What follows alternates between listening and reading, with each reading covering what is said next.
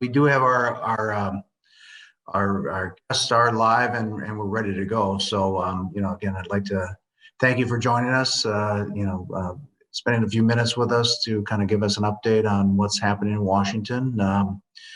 Anybody who's listening in, if you have any questions, please use the Q&A tab on the bottom of the screen, and we will give Ron a few minutes up front here to give us a quick update, and we'll follow that with some Q&A from the audience. So with that, Ron, again, thank you for joining us, and I'll throw it over to you. Well, the voting right now is on an extension of PPP. It hasn't all been subscribed to, and so I think people want to give small businesses an opportunity to access that. There are a couple of amendments we're going to have to vote on, but I expect that is going to pass. Obviously, we passed the $1.9 trillion, I'll put air quotes around, COVID relief package. We passed this when we still had about $1 trillion left of the $4 trillion we'd already passed for COVID relief.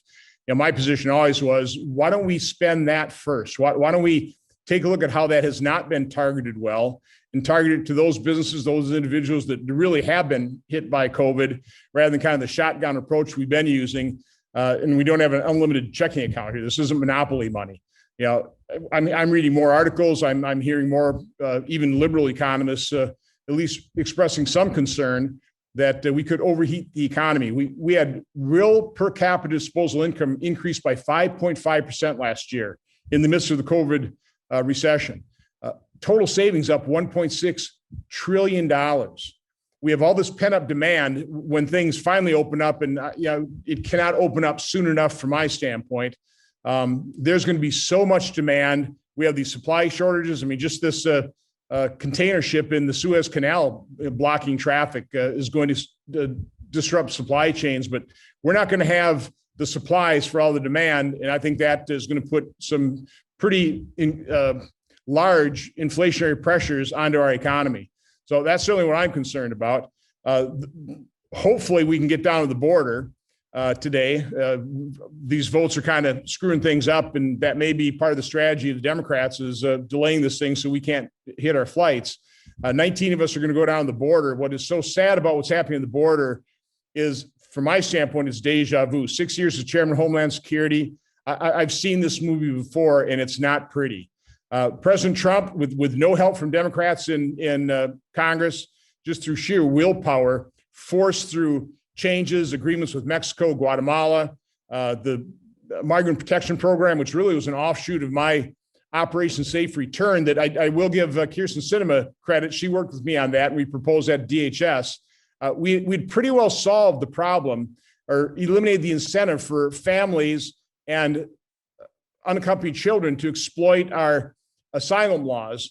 They come in here, claim asylum. All they have to say is credible fear. They get let into the interior, never show up for hearings. We never hear from them again. It's a huge loophole that people were exploiting.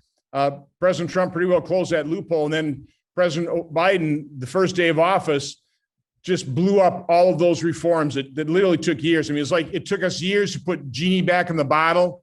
First day of office, President Biden just uncorked that bottle, and genie's out there. And we're just seeing the tip of the iceberg. During the peak of the crisis in 2019, I don't think we ever hit 5,000 a day. We might have, but on average, it's probably about 4,500 people per day crossing the border, turning themselves in, basically being processed and dispersed. That's the catch and release program of the Obama administration. That is what President Trump ended. That's what they're complaining now in the Biden administration, that they didn't get left the tools to process and disperse thousands of people a day. But I want to just have that sink in. I heard a report from a knowledgeable source. We've already had a day of 6,000 people per day. Think of being on the border, and I've been there repeatedly. I've talked to the Customs Border Protection. That is overwhelming for a day, for a week. But that's one day, and then you got to get up and you come in, and there's another 4,000 or 5,000 people that you're trying to deal with in a humane fashion as possible. So this is not only a crisis, it's a disaster, and we're just seeing the tip of the iceberg. But I know this is partisan. It is partisan. It's going to sound partisan. It is partisan. But this is the immediate impact of a Democrat policy that it's being manifested immediately. The problem is the $1.9 trillion, the tax increases, the massive spending bills that they want to pass. It'll take a little bit longer for the disaster to manifest from those policies, but they will. And it's just unfortunate that we're in this position right now. From my standpoint, I pray for Kyrsten Sinema and Joe Manchin's health every day, and that they hold true to their promise of upholding the filibuster so that we can block a lot of this really bad legislation, including, by the way, a federal takeover of our election system that would make 2020 and the irregularities involved in 2020 pale in comparison to what we'd see in the future. We just held a hearing on the nation of Georgia. I'm a ranking member of the European subcommittee. They had a problem with their elections. As it was being described, it was eerily similar to the issues we had in November, and yet the U.S. is recommending exactly the opposite of what Democrats are trying to pass in Congress. In other words, they don't do absentee ballots. It's all in-person voting on a day. They right now have a partisan election commission.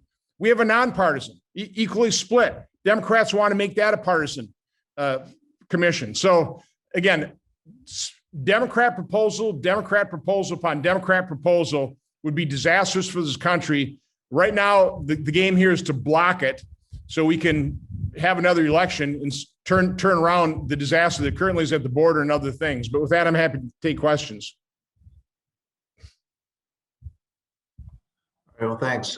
Thanks, Ron.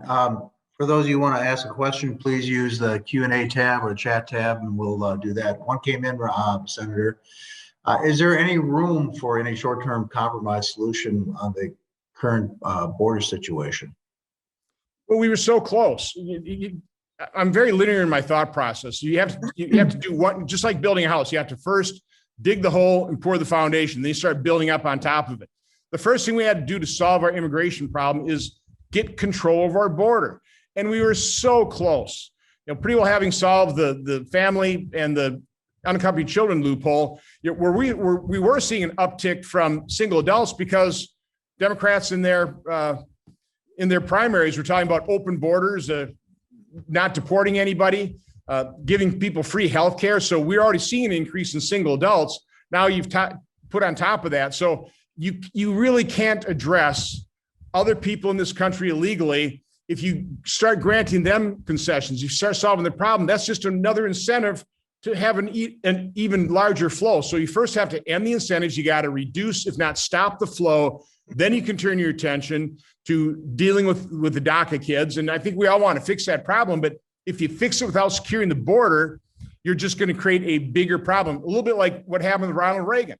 He granted amnesty and illegal immigration just took off after that. You've got to actually fix the problem first. So unfortunately, no Democrat that I'm aware of, other than maybe Kyrsten Sinema, maybe Mark Kelly from Arizona, is interested in actually securing the border. They just want to open the borders up. And again, I can't explain that other than to say they want more people coming in, dependent on government. There will be long-term voters for Democrats who basically control the welfare state, and they're going to always vote to increase it, even though we can't afford it.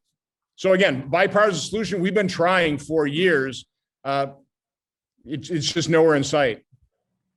Well, the whole notion of, anything being done on a bipartisan perspective is pretty tough, the way the politics of all this lay out.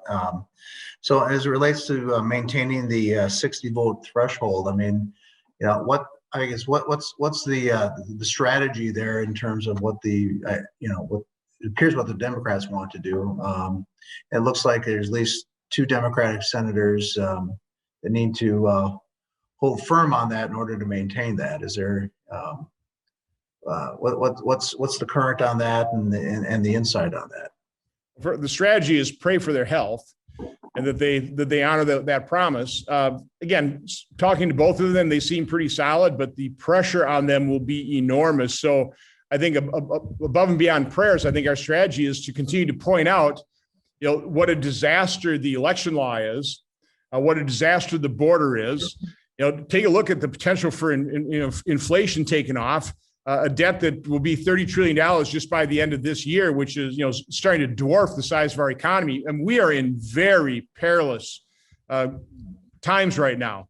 And so, but you hate that being your sales pitch, but doom and gloom isn't the most pleasing thing to be selling, but that's really kind of our best case against blowing up the filibuster. We had a tragedy in Colorado last week. The response right away is gun control and trying to clamp down on that more. What are you hearing about things coming out of the White House and potentially out of Congress?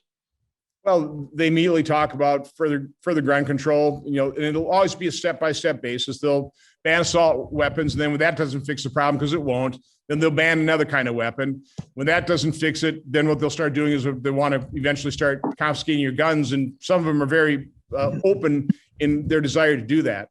So here's another example where there are at least partial solutions that might have an impact available. Ted Cruz and John Cornyn have been leading on this for years, actually enforcing laws, closing some loopholes in terms of straw purchase, that type of thing. But Democrats, it's really their way or the highway. They'd rather have an issue than even continuous improvement types of solutions. So again, if they blow up the filibuster, look for dramatic and draconian gun control. You mentioned PPP in your opening comments. Question came in regarding the extension of PPP and what that includes. Well, it's primarily lengthening the time where people can apply for loans, because PPP is always supposed to be a short-term program. It had an end date to it, and so is primarily extending that end date. Now, Democrats, because they have to politicize everything, are in this round, in this extension, I think are going to make those loans available for abortions through Planned Parenthood. So we'll have a vote on that. I don't think that's going to blow up the bill. But again, it's just unfortunate how everything turns into partisanship, even when you have something that's widely popular and generally agreed upon. Well, last night I caught on the news the discussion of the For the People Act and the exchange between Senate Majority Leader Schumer and Minority Leader Mitch McConnell on that. Obviously there's two sides of that. Where is that potentially going to land, and how's that going to move forward? Or Republicans are going to try and block it. The Carter-Baker Commission took a look at absentee ballots, and they said there's probably the greatest potential for fraud with absentee ballots. So what do we do in 2020? Double the number of absentee ballots because of COVID. At the same time, Democrats pretty much across the board tried to weaken controls, which just gave people a reason not to, or at least to question the legitimacy of the election. It's an unsustainable state. So listen, I support absentee ballots, but they have to be controlled like we do in Wisconsin. We need to follow the law. And the last thing you want to do from a standpoint of election security, as well as recognize legitimacy of elections, is have the federal government take it over. There's a great deal of security in having 50 separate states pass their own laws, as the Constitution calls for the state legislators to set the times, places, and manner of the election, have 50 states do it, and then have that funnel up into national results as opposed to have the federal government take it over. Just talking to Democrat colleagues, they don't even understand what's in this bill. When we point out some of the flaws, they go, that's not in there. Yeah, it is. For example, like by politicizing, making the Federal Election Commission a partisan body. I was talking to one Democrat senator, he didn't believe it. It's true. So maybe if Democrat senators actually take a look at the handiwork of the House, maybe they'll have some second thoughts as well. But as long as, again, Kyrsten Sinema and Joe Manchin stand firm, that doesn't have a chance at all at passing.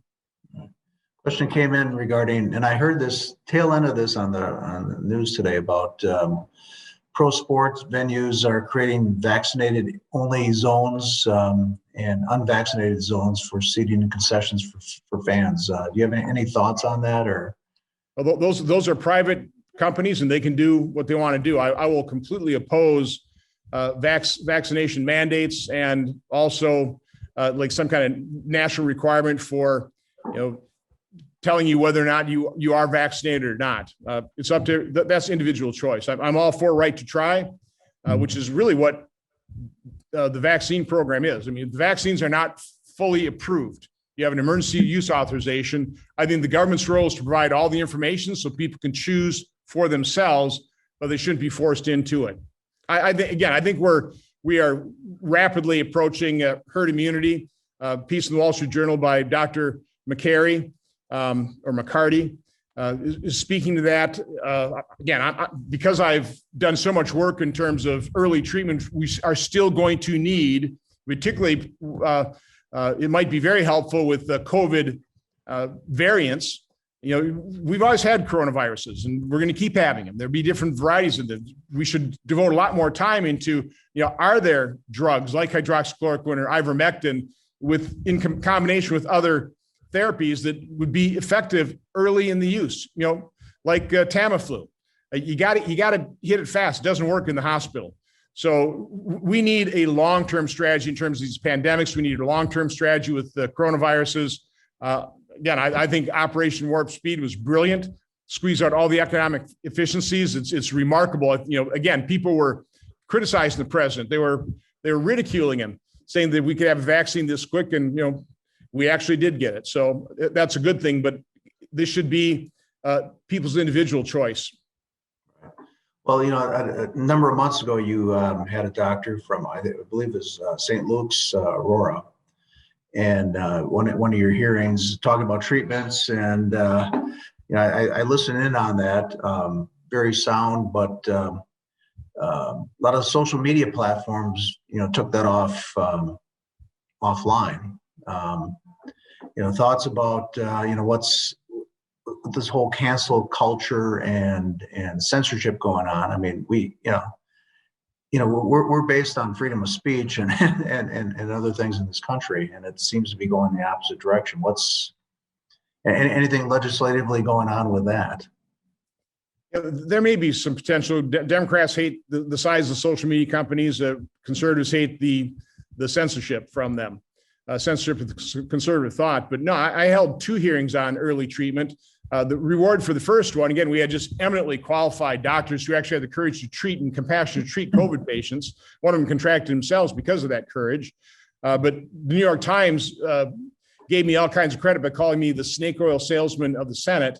Didn't deter me. I held a second hearing, which Dr. Corey talked about ivermectin. I'm not a doctor. I'm not flacking for one of them. I'm just saying we ought to explore early treatment, and a silver bullet to COVID always was, if there was a current drug, generic, widely available, safe, give it a shot. That is the definition of hydroxychloroquine and ivermectin, but there's not a whole lot of profit in it for the drug companies. So the cancel culture, the censorship, the power that media and social media have over our public debate is incredibly dangerous for our democracy, incredibly dangerous. So I think that's something we need to continue to highlight. But Dr. Corey's testimony, for example, had 8 million views. Obviously, Americans are a little concerned about COVID and would kind of like to at least have information on early treatment.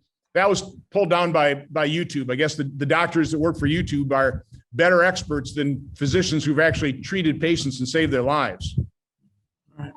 Read it this morning in Wall Street about I think the White House's administration has taken out a $3 trillion infrastructure bill, and I think it's coming out in two pieces. What's in there that's good? What's in there that's bad? And is there any potential for some bipartisan support on that? Well, there's always going to be support for bipartisan spending. It's just kind of sad, but that's what you get for bipartisanship is you get further mortgaging of your children's future. If they're going to pass a $1.9 trillion bill when we didn't need it, with $1 trillion sitting on the sidelines, it would have been nice if they would have directed some of that toward infrastructure, but they didn't. So here they're talking about 3. I've read accounts where they're really talking 4 or 5 trillion. The debate inside the White House is how big can we really go? Again, economically, a very dangerous prospect from my standpoint. So there will be people on a bipartisan basis that will support trillions, because we stopped talking about hundreds of billions. Now we're just talking a couple trillion dollars. You know what's the difference between 2, 3, or 4 trillion dollars? It's a tremendous difference. I pointed out that just to put some perspective on this, dollar bills, $1 bill stacked on top of each other, $1.9 trillion would reach more than halfway to the moon.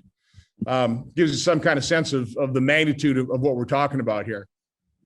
It's big numbers, unfathomable also. I mean, you take a look at a lot of money in that last stimulus, the $1.9 trillion stimulus bill, going back to state governments, local governments, and failing governments in a lot of cases. I think here in Oshkosh, Oshkosh is getting $19 million. The county is getting $33 million. It's a big chunk of money, and the response and what I hear from folks in those organizations that, well, they have to figure out how to spend that some way.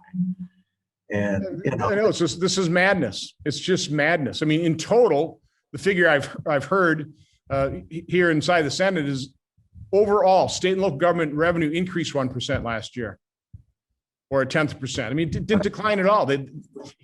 Listen, there are certain businesses, certain people that are definitely hurting, but we spent virtually no time trying to target it, and it's hard shoveling this much money out the door. It's hard to spend it, and it's going to be hard to spend more trillions that we're trying to shovel out the door. But people like free money. Yeah. A number of years ago, the Republicans, I think, led an effort to get rid of earmarks.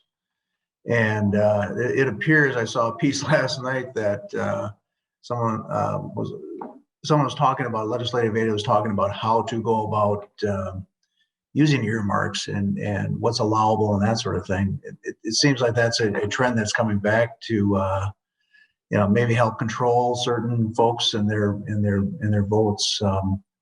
How much traction is that getting? Oh, earmarks aren't a control. Earmarks would be, an addictive product, and it would lead to even more spending. But at this point in time, I mean, how much more can you spend? There's a legitimate argument where without earmarks, you give all the power of allocating spending to the administration, and that's a legitimate argument. But if you're more careful at crafting your appropriation bill, you can have Congress play its role in directing spending without the really corruption of earmarks. And my definition of earmarks is things that end up getting stuck into a spending bill after midnight, the day before or the midnight before, all of a sudden a massive 2,000 or 3,000 page bills put on the floor and voted on. And that's part of the problem. It's one of the reasons I made the Senate clerks, and I felt sorry for them, felt sorry for myself, quite honestly. I sat there and listened to and read along with them for 10 hours and 44 minutes, the $1.9 trillion COVID relief bill. That's a rarity that people read those things. They're incomprehensible to begin with. It's part of the point I was making, but no, earmarks, it's a drug we shouldn't be taking up. It's just disappointing that a majority of Republican members of the House voted to reinstate it. There's a certain number of Republicans here in the Senate, but I don't think the conference is going to go there and approve that. Well, without your insistence in terms of reading that bill, I mean, my guess is most would not have read a word of it, or very, very little of it, and just would have just kind of went along and voted for it. So we thank you for that. Washington has a different look these days. I mean, every time you take a look at the scenery there, you see walls and wire. How long are we going to see walls and wires around the Capitol? Well, it's sad. I mean, at least the outer layer has been taken down, so it looks a little bit more normal. But if we just collapse that perimeter close to the Capitol, again, from my standpoint, I'm not aware of the types of threats that would require that. I mean, unfortunately, we live in a time where there are threats, and you have to kind of separate the wheat from the chaff there. But I think one of the reasons that they've remained up so long is to send a signal that 74 million Americans that voted for President Trump are potentially armed insurrectionists or domestic terrorists. It's sad, but that's the result, by the way, which is why I'm not happy with the people that breached the Capitol and committed violence. I condemned it immediately, and I continue to condemn it. and a lot of what I say is completely taken out of context. But anyway, half of it's gone. Hopefully the other half will go, but I'm being called by the cloakroom. I've got to go vote. So everybody stay well. Take care. Thank you very much for joining us. All right. This is been recorded. We will put this on our website and archive. So if you want to go back and listen to it, we'll push it out to the membership. So for those of you on the call, thank you for joining us. Again, thank you, Senator Johnson, for being with us for the time you could. So next up on the agenda for the federal legislative briefing series that we have is Senator Tammy Baldwin will be joining us on April 7th at 8 o'clock. So be looking for that, and we'll see what her perspective is. So with that, thank you all for joining us.